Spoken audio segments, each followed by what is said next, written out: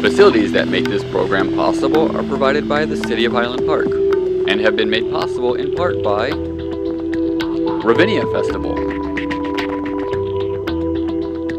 CJE Senior Life,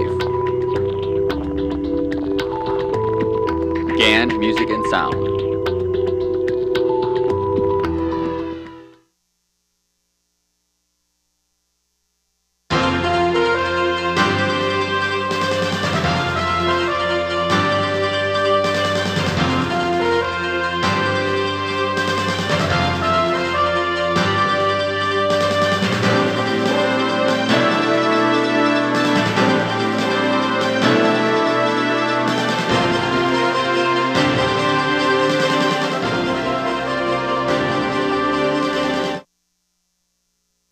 To Commons Current Events Roundtable. Today we're bringing back one of my favorite guests, coming all the way from Florida, is Michael Szanto, our foreign political analyst.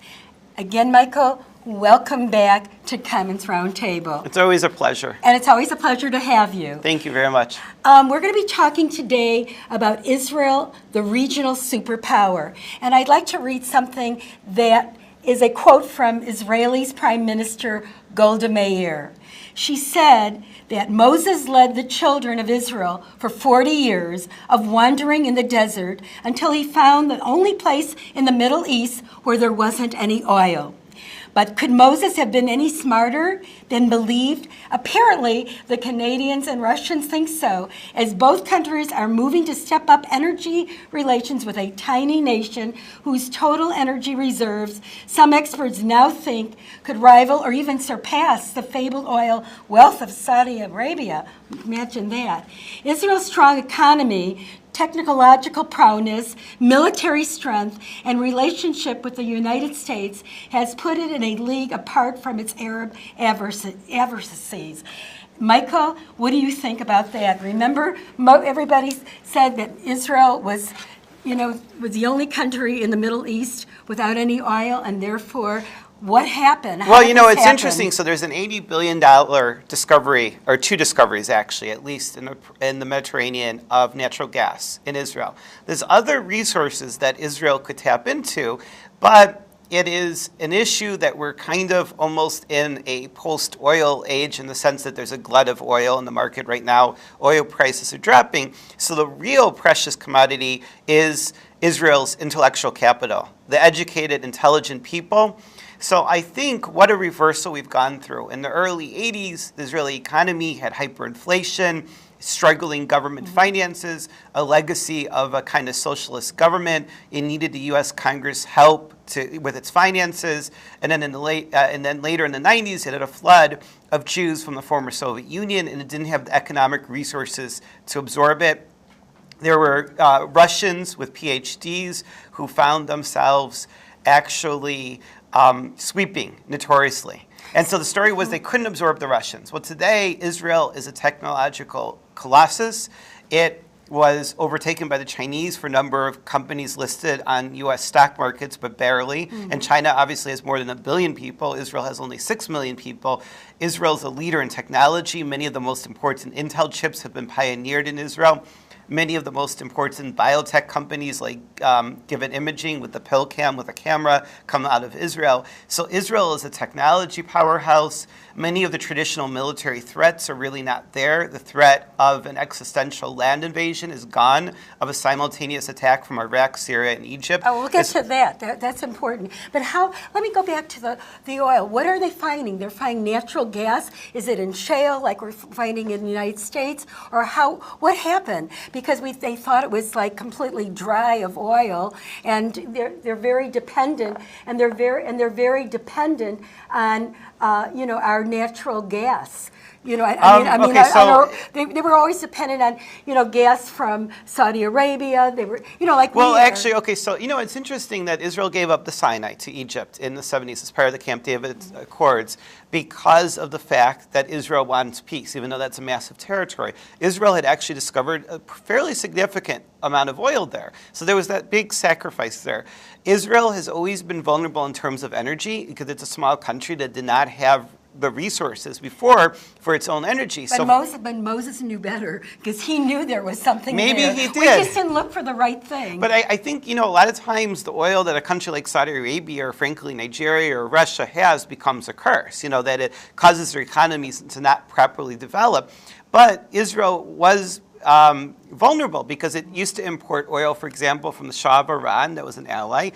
He was overthrown by an extremist, anti-Semitic, Nazi-like government, Khomeini, in Iran, so that they lost that source of oil.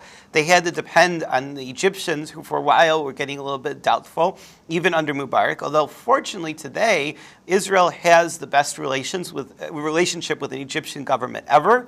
The Egyptian government is more committed to destroying Hamas than even Israel. So sometimes they push things even further than the Netanyahu administration really wants. They kind of keep that quiet of his relationship with Egypt. It's interesting. They seem to, like Turkey, Egypt, all these countries. Well, not Turkey anymore. Yep. Israel used to have a really strong relationship with Turkey, but today the But Turkish they're not- government's but- hostile. But yet they're not going to be doing any. If you notice, they're not doing anything on the Palestinian front. Oh, no. The Yeah, Turkish government's very hostile on the Palestinian issue to Yes. Israel. Oh, right. So, but they're still staying out of it because of Israel has nuclear power, Well, actually, and that is one of the reasons okay. So too. as a last recourse, hopefully it never even comes close to that. That's yes, but the hostile tenure coming from this new Islamist government in Turkey is very scary. But fortunately, the Turkish government is getting a lot of pushback from the Egyptian government, the Saudi government, and the United Arab Emirates. So these countries are very, very closely aligned, mostly below the surface, although there are statements, official statements that come out of Saudi Arabia that kind of suggest these things. So we have major tensions between the government of Egypt and Turkey. The Turkish government supported the Muslim Brotherhood, which was toppled by the military. We generally have to be happy about that because more radical elements of the Muslim Brotherhood in Egypt inspired Hamas and even Al-Qaeda and Al-Qaeda-like groups. So General Sisi has been very supportive. And in fact, it's Israel. interesting. A lot of people don't realize this. Well, but he has been. But it's interesting. About a year ago, the Israelis located terrorists in the Sinai, which, as I said, the Israelis gave back to Egypt because Israel wanted to have peace with the Arab world. And Israel told the Egyptian generals who had taken over, "We have terrorists there." And the Egyptians were like, "Well, can you do something to take care of it?" And Israelis said, "Yes, we could fire a missile into your territory." And the Egyptian general said, "Could you?" And Israeli said, "Sure." So the first time in 40 years, the Israeli military fired a missile into Egyptian territory. Now, this was supposed to be kept secret, but fortunately, the leak appeared to come from the Egyptian side rather than the Israeli side, because if it came from the Israeli side, then the Egyptians would have cause for being upset with Israelis. But Israel has a lot of trading partners that people don't realize. Israel has China. It has Japan. Japan is a big investor in Israel. Right. Also Russia. United States Russia and European Union. I mean, even countries like our enemy. Sometimes our enemy is our enemy. But I have to say, in terms of Russia, I know you wanted to point that out, because Israel's very high tech. They don't have much to trade with Russia. Now, Israel has sold drones to Israel after the Georgia War exposed some weaknesses in the Russian military, but before the world began to realize how horrible Putin is. So the Israelis were able to sell drones. They may not be able to sell anything else militarily to Russia because Russia has turned out to be a major rogue state, by far the most dangerous rogue state in the world. But basically, you have Japanese and now even Chinese investing in Israeli technology firms. So the trade of Israel is primarily focused towards European Union, which are advanced economies, countries like Singapore. By the way, the Israeli military built the military of Singapore. And the guy who ruled Singapore, Singapore is like the 5th richest country in the world, or 4th, something like that, looks really smart. He hired Israel to build his military in the early 60s before the Israelis became famous for having a military after the 60 War. That is interesting. So he built the military of Singapore. It's a tiny state that's super, super rich. Those are the partners that Israel really focuses in on, the high-tech countries like the United States, Canada, Europe, not Russia. Russia's backwards. Israel is on the brink of energy independence. Yes, I want to talk about that because I think it's important that most people think that Israel only has the Iron Dome, and that's what's, I mean, I know you know different, but we have in our country, we don't get, our reports are coming from, the other TV stations. We don't get to seem to know what exactly what Israel is capable and what it has. And I want you to a little bit talk about the missile defense system? The Arrow 3 and the Aegis systems. So what we're on the brink. Okay, so this is really interesting. Than the Iron Dome. Yeah, the Iron Dome is only for very short range, very primitive missiles. Now, there was a lot of skepticism about that because some of the rockets it's working to defend against are $500. And amazingly, it actually worked. Even though they're sold cheap, it wasn't overwhelmed. But I'm more excited by all the rest of the missile defense system. It will be a multi-layered defense. You already have the Patriot 3 operational. People sort of know about that because it's the third version of the Patriot missiles that you saw during Desert Storm in 1990. And the Arrow 3 is about to come online. And I encourage everyone to watch the promotional videos by Israel Aircraft Industries and Boeing, who are partners on this project. It has the maneuvering capability to maneuver in outer space. It's called exo-atmospheric maneuvering. So to actually separate in any of the space vehicle, and it has maneuvering rockets, it gets updated telemetry on what would unfortunately likely be, although they would be foolish to do it, fortunately, Iranian missile, incoming missile. So the Arrow 3 intercepts in outer space. Now, how did they get this? Did the United States basically fund it? They funded it together, or Boeing, or well, no, what was the situation? But a lot of it was funded by the United States, but probably most of the technology is indigenous to Israel. Israel's very advanced rockets. I want to throw in, the Israeli missile defense system will work best because of the fact that it's integrated with American systems. So the Arrow 3 will be able to launch earlier because it doesn't have to depend on the radar systems in Israel. It's plugged into the global system of satellites that the United States has. Hopefully the Russians never strike at it, although unfortunately there's a risk at it. But the first strike will be, hopefully, Aegis destroyers in the Persian Gulf. And it will do what's called a boost phase intercept, trying to shoot down the missile when it's launch phase at its lowest point. It takes a while for that missile to pick up speed and become even hypersonic. So before the missile can get to outer space. So the first strike may very well be the Aegis, and our Aegis system is basically already ready to do that. The Arrow 3 is going to be operational in about a year or two, and of course, it'll take time as additional Arrow 3 batteries. The Arrow 2 is, by the way, still operational. So after the Arrow 3 has its shot or two, then the Arrow 2 are they both together now in Israel? Arrow 2 is operational. So the Arrow 2 probably can shoot down missiles from Iran anyway, and then the Patriot 3 has the last shot at it. But the Center for Strategic and International Studies, I have to always point out, said that God forbid Iran fired nuclear missiles at Israel, and they were foolish enough. The Israeli retaliation it predicted would cost 20 million Iranian lives in a week. And my point is, Israel has the belief is a massive nuclear deterrent. And unless Iran is convinced that everyone's wrong. Now, I realize it's talking about Iran, and then we'll go back to Israel.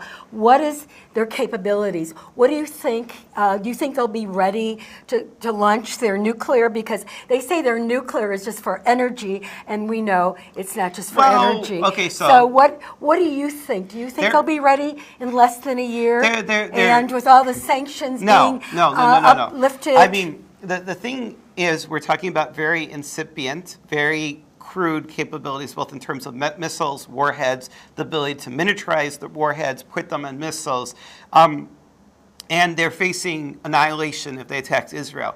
So are you saying they're in primitive form, or they're much more advanced? No. I mean, this is a very, very limited nuclear program, extremely limited. I mean, so it needs to be stopped. Then if it was very limited, why is Israel so worried about it? Iran, let me explain. First of all, Iran, for the last 30 years, has been the greatest state sponsor of terrorism. They took over from the KGB. It used to be the KGB, but they actually quickly overtook the Soviets as a major sponsor. And he sponsored the most murderous terrorists in Israel. All the suicide bombings basically have been sponsored by the Iranians. But the greater danger from Iranian nuclear weapons is the nuclear arms race it could trigger. The Saudis are already pretty openly saying that they will seek aggressively nuclear weapons if that happens, which creates kind of a domino. Then When you say that, how could they seek it? they can buy them from Pakistan, or they try to hire scientists. Saudi Arabia has a lot of money. Yeah. Saudi Arabia already has missiles. And then if one of these countries fall into the hands of crazy people, and Iran, yes, is in the hands of crazy people, I just don't want people to panic and think that we're 1 year from them firing nuclear missiles at Israel. As Nazi-like as they are, that's probably suicide. Israel's rocket capability to launch a warhead in anywhere in the world is absolutely proven. I will technically have to say that Israel's massive nuclear arsenal is not absolutely proven, but all the experts believe it's one of the largest in the world, and in some ways rivals the size of the British nuclear arsenal. Not quite with the same. They never talk about it. It's like they. Well, no, you never I mean, hear no, them. but Israel has Israel. It's almost like it doesn't exist. They never say anything about no, it. because Israel doesn't want to ever have to use these, but it's now a strategic deterrent. Back in the days, which are fortunately gone, where Israel could have conceivably been overwhelmed by Arab armies massively invading, and that was also an existential threat. Israel probably had tactical nuclear warheads, lower yield, optimized to fight soldiers, and there's even claims that they had very sophisticated neutron bombs, which are also called enhanced radiation. It's kind of complicated, but the kind of stuff that doesn't leave a lot of fallout, which stop tanks literally in their tracks. Today, it's a strategic deterrent. The main WMD threat to Israel was Syria's nerve gas. Israeli intelligence believes, for his own selfish interests, Assad actually gave up the vast majority of that. That was believed that it could kill 800,000 Israelis. So the nerve gas is no longer. It basically does not appear to be, thank God. That could have killed 800,000 Israelis. Where did it go? The U.S. destroyed it. It was a deal brokered by Putin, but I don't give Putin much credit. I think Assad used Putin to get rid of weapons that were so dangerous that this psychopath knew that he couldn't handle it, and it became more of a liability to him. Yeah, because it would go to Russia too. I mean, it would. No, Russia, unfortunately. No, I mean, if it got out of hand, it could. They've historically ended up gassing more people in embarrassing ways. Do you think Assad really did it? Because they say that Assad really didn't do it. Assad claims he didn't do it. But he gave it over to the U.S. Navy, and there was involvement with the Italians, but we were the ones who actually destroyed it. No, he said the terrorists. Remember, Assad said the terrorists. The terrorists really did it. He never claimed that he did it. No, he's a psychopath. We got so many psychopaths. No. That's running governments. Well, military dictatorships have that adverse selection. I actually met a scholar who studies it. The military dictatorship, the psychopaths rise to the top. And, his brother died driving 100 miles per hour in Beirut. That's exactly the reckless behavior of a psychopath in many things. And they'll probably kill him because he's murdered so many children. He's a psychopath that does not mind murdering children, but he knew that if he killed them with sarin gas or VX, it would trigger a reaction. So it is very likely that they had thought that they would only kill 3 people and scare people. They killed 1,000 civilians in the neighborhood they wanted to terrorize and massacre people, but they forgot to even, supposedly I've read accounts, tell their Hezbollah allies to even wear gas masks. They badly underestimated it. The U.S. came very close to bombing them. And if anyone used those missiles against Israel and Israel thought it was Syrian government, the Israelis might strike back with nuclear forces. So I think my gut reaction is he got rid of it because he thought it was more of a liability. The Israeli intelligence apparently believes that there's a residual amount, which is probably for a last resort. You know what I never understood, Michael? That they had sarin gas, and Assad has a family of his own there.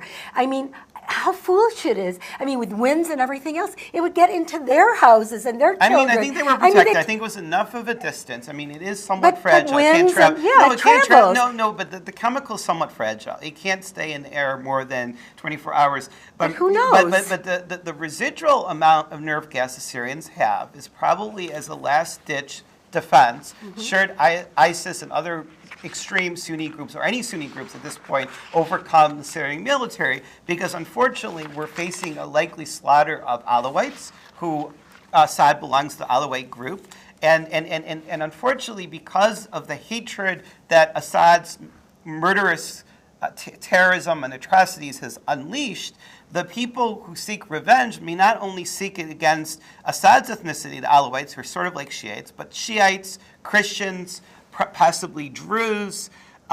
So that he's unleashed a really ugly dynamic that might make the Iraqi civil war and the Lebanese civil war look clean. What about, we talked about, a lot of people don't know that, could Assad be on his way out? No, I mean, everyone has thought that he was on his way out for 2 years. You just saw Gaddafi a few years ago get massacred by his own people because he reacted with such brutality. The irony is, let me say something. No, there's a funny thing. Assad started his brutal, savage attacks against his people right at the beginning of the Libyan civil war or revolution, whatever you want to call it. And I think that Assad at that point actually thought Gaddafi was winning by massacring his own people, because Assad started all the massacres against the Sunnis at the early point of the revolution that toppled Gaddafi.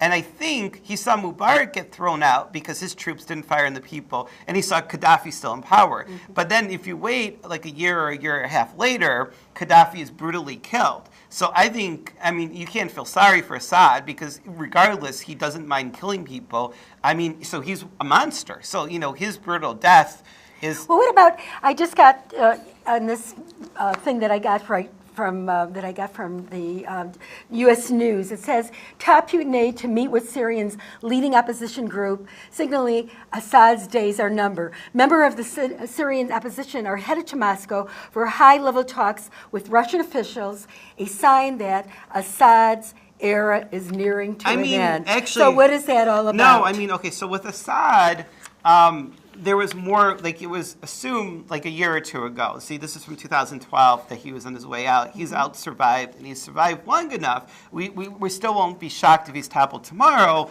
but he survived enough that it's not the guarantee that we thought. Now, the significance of him being toppled is he's the key conduit between Iran and Hezbollah. It's not clear that Hezbollah or even Hamas could function without Assad, and that's a beautiful thing. Now, Hamas, a couple years ago, with the Muslim Brotherhood running Egypt, and with a lot of money from Qatar, felt free to attack their old ally because Hamas is actually Sunni, and Assad was massacring Sunnis.